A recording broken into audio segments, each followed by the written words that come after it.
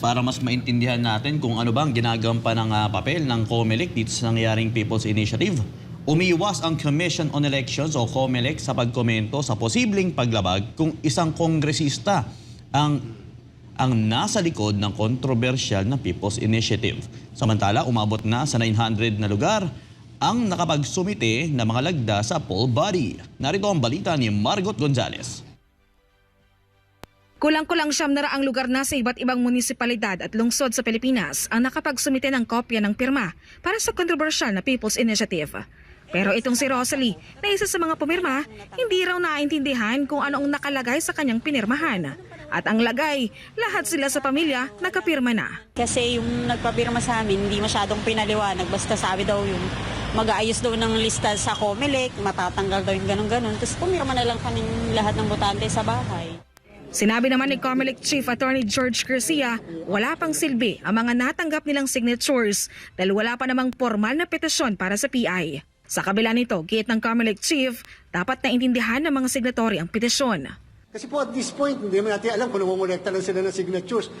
Yan naman po, baliwala lahat ang signatures na yan hanggat hindi pinafile sa amin ang formal na petisyon. So tingnan po natin at dapat, obligasyon naman ng magpa-file ng petisyon ng proponent na kumbinsihin ang COMELEC na talagang naintindihan ng mga kababayan natin yung kanilang pinirmahan. Ang mga signatory, maari namang umapila na tanggalin ang kanilang pirma kung sa tingin nila nalabag ang kanilang karapatan.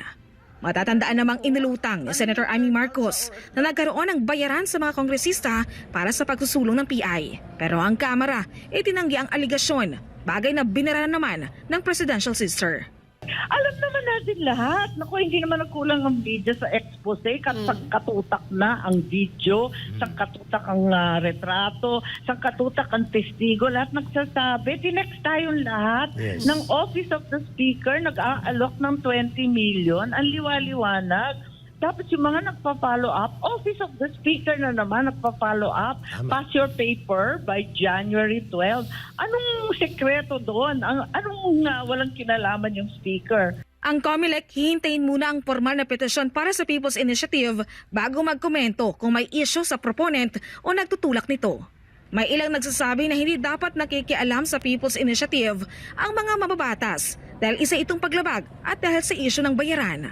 Sabi ni Garcia, magbabase sila sa batas bago sabihin kung may violation sa petisyon. Dapat lang sana may mga pagpapatunay kung talagang sila ang mga nasa likod at the same time para mas makita namin kung ano ang effect nito sa ating sa pagtingin namin at pagtimbang namin sa petisyon kapag na-file na sa COMELEC. Sa akin po, tingnan natin ano ba nakalagay sa batas. Sino ba ang bawal, sino ang pwede. Kasi doon lang tayo magre-rely. At makikita natin sino ba talaga ang proponent. Kasi lalantad at lalantad naman yung proponent later on kapag nag-file ng formal na petition dahil naandun naman sigurado yung kanilang mga pangalan na ilalagay nila at dideklara nila doon sa petition. Sinabi naman ng COMELEC na posibleng masuspende ang voters registration para sa 2025 elections kung aabutan ito ng verification para sa mga lagdang natanggap nila. Ang resumptions ng voters registration ay mangyayari sa February 12 na magtatagal hanggang September 30. Ang verification process sa mga lagda ay magsisimula kung meron ng nakahaing petisyon sa COMELEC. Samantala, tinabla naman ng COMELEC ang apela ng election lawyer na si Attorney Romy Macalintal na dapat nang ihinto ng komisyon ang pagtanggap ng mga pirma. Argumento ni Macalintal, walang valid reason para tanggapin ng komisyon ang mga signature gayong wala namang formal na petisyon. Pero ayon kay Garcia, bahagi ng kanilang alintuntunin pagdating sa PI ang pagtanggap ng mga lagda. No choice naman po ang COMELEC at this point. Number one, ministerial duty po namin yan. Preparatory lang lahat yan. Preliminaries, ika nga, ang lahat ng yan. Wala pang formal na petition na pinapay ng COMELEC sa COMELEC and therefore, wala pa rin naman po kaming jurisdiction technically na i-assume na mayroong People's Initiative. So kung may pinasabit sa amin, yun po yung katungkulan namin base sa guideline. Kung wala po sa rules yan, wala po sa guidelines, sapat naman namin tatanggapin yung dagdag trabaho sa amin. Para sa Diyos Pilipinas Kumahal, Margaret Gonzales, SMNI News. Ayun, malinaw po mga kababayan ang inihayag ng COMELEC Chairman, Attorney George Garcia. Wala pa po silang jurisdiction sa mga signatures na ito. Kaya itigil nyo na yan kasi walang petitioner, bogus. At malinaw na ito ay maniobra. Walang gustong umamin, walang gustong umako. Pangalawa, sabi ni Attorney Macalintal, walang petitioner, therefore walang petisyon. Kung walang petisyon, walang jurisdiction. Very simple. So sinagot ni COMELEC chairman na, pwede naman ma'am dahil daw ministerial. Mga palusot na sagot na lang yan, Chairman Garcia. Tama. Kung ako tatanungin personally, tama yung binabanggit ni Atty. Macalintal. Bogus petition, walang petitioner, questionable ang mga signature na ito. Ba't tinayaan yung gawing budigahan na mga basura na pirma na binudol-budol at sinindikato na itinuturo na mismo ni Senator Amy Marcos, ang involved ay si Speaker Martin Romualdez. Itinuro din ito ni Senator Bato de la Rosa, ni Congressman Pulong Duterte. Sabi, galing naman yan sa Speaker of the House. Ang mga galamay niya, gumagalaw lahat.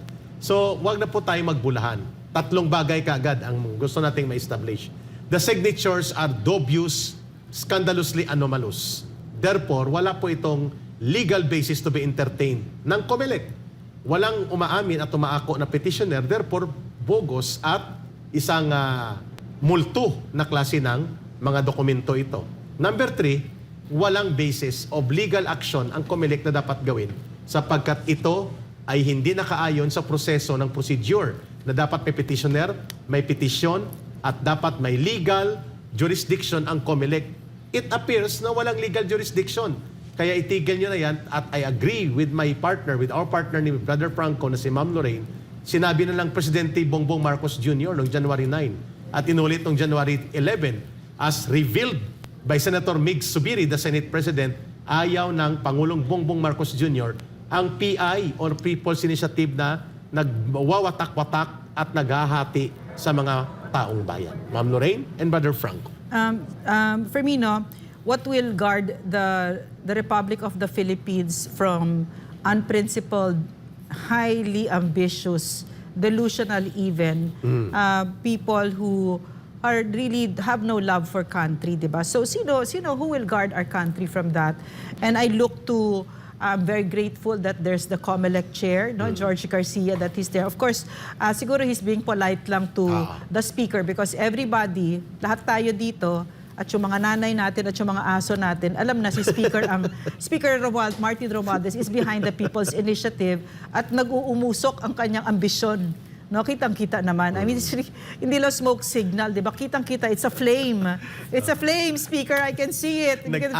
We can feel it, di ba? So, maybe the COMELEC chair was just being polite, no, when he said that, well, we need to do this. But by and large, yung spirit of the law, sinusunod ni COMELEC chair, no, na very clear yung kanyang guidance. No? So, that's COMELEC chair. And then number two, maybe should be number 1 for me is the president. No? He's very clear. Despite his imperfections, despite whatever everybody says, no, a lot of people say a lot of things about him, he is still striving to be presidential, no? By staying there and saying we do not want this people's initiative. And for me, that's being faithful to the people. Kasi kahit papano, yung boses natin, naririnig natin. Nakita naman natin sa survey, walang may pakialam dyan. No? Walang may pakialam dyan. Ang gusto namin, magsilbi kayo, mag-serve the people. No? Do not serve yourselves and your pockets. So, at hindi naman, yung nakakatawa kasi dito, over and over, parang I'm really amused at how out of touch some of our leaders are with the Filipino people that they would think something like this will pass, no? Or that something like this, we don't know. We don't know that it's Martin Romualdez that's behind all of this. Ano ba to? Yes. It's the age of information, di ba? Kilalanin nyo ang internet. No.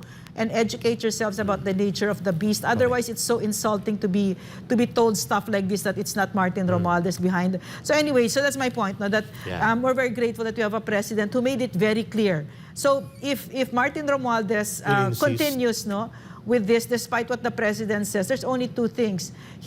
That it means to me, malaki ang niya, dinidisrespect niya ang Pangulo natin. Or number 2, kasama si Pangulo dito. No? So, I would tend to think of number 2, that it's yung disrespect sa ating Pangulo. At klaro, indicators-wise, mga kababayan, ay walang ibang pwedeng magpundo nito kung hindi sino ang magbibenepisyo. Ang benepisyo at bintahin nito ay doon sa gustong baguhin ang sistema ng pamamahala at sistema ng gobyerno, makapagmaniobra sa political power, at alam natin kung saan nanggagaling yan. And no less than his cousin, Senator Amy Marcos, ang nagturo nito at nag-confirm. Nasabi niya lahat ng mga staff mo, Sa office mo nang gagaling. Documents. Oo. No, not only that, Eric. All those reports, no, PhilStar, Inquirer in Yes. December, that it was the speaker who was initiating this December 11, this ma'am. chacha. He was Yeah, quoted yes. on camera All of it, no? na gusto niyang mangyari ang chacha at People's Initiative.